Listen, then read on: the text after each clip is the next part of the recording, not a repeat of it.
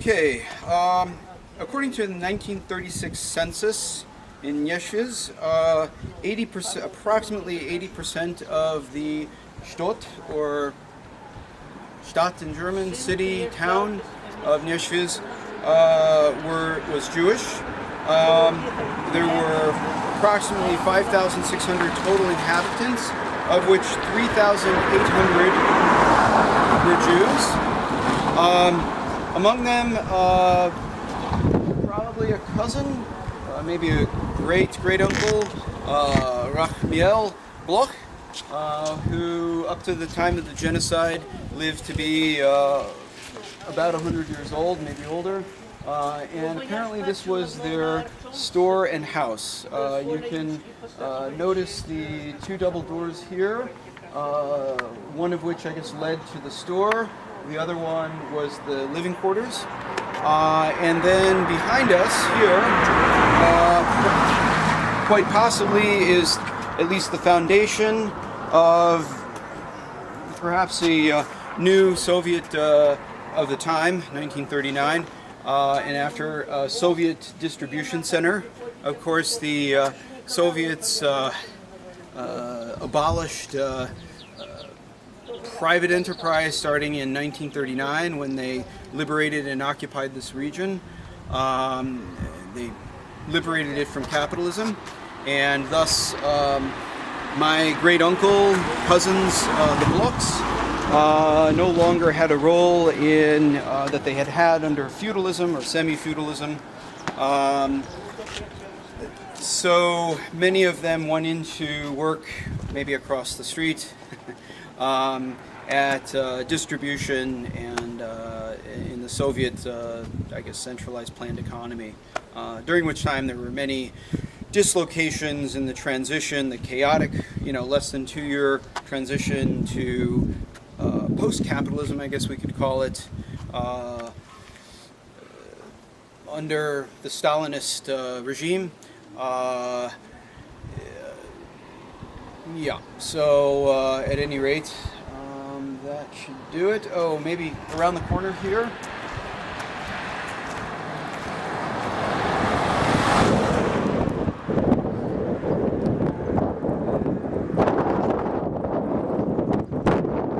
So if we look down the street,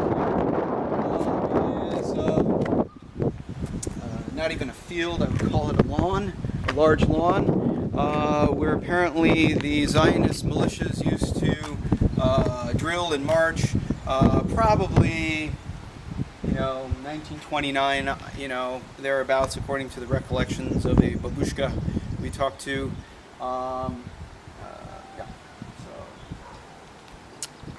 And this street itself was called Mikhail Street. It was the main street of the ghetto. Let's see, how should I organize this? But, well, I'll just go, from the 20s into the time of the genocide, basically, and after. This was Mikhail Street, the main street of the ghetto. I probably had other family members living on this. In fact, up the street in the opposite direction at 79 Mikhaila Street, the Katz family lived. My cousin and close friend of my grandmother, Brina Katz, stayed in that house up there. I don't know if that house even exists anymore. The numbers aren't even, matching. But she stayed there up until, I believe it was, 1927, when she, her daughter Nyesviz, and it was the other one, Rachel Katz, I believe, left for New York. At any rate, those left behind from 1927 to 1941 is when the Red Army was pushed out, and basically the Wehrmacht, the German fascists, came in, bombed their way, shot their way in, pushed the Red Army out, then occupied this area. And I think we have a babushka who occupies my great uncle's house now. Interesting. So during the time of the genocide, apparently Rakhmiel was too old to move. I guess some of his grandchildren had fled to Kletsk, but then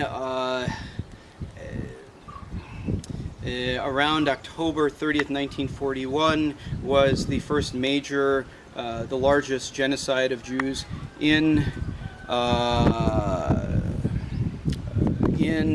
Nyesviz, I guess with Nyesviz Jews and refugees from Poland. I believe the number was about 31 to 3,300 murdered by the fascists, shot in two groups, one in the back of the Rakhmiel Park, and then one along what's called the Snov or Snow Road, 1,600 I believe and 1,500, both shot on the same day.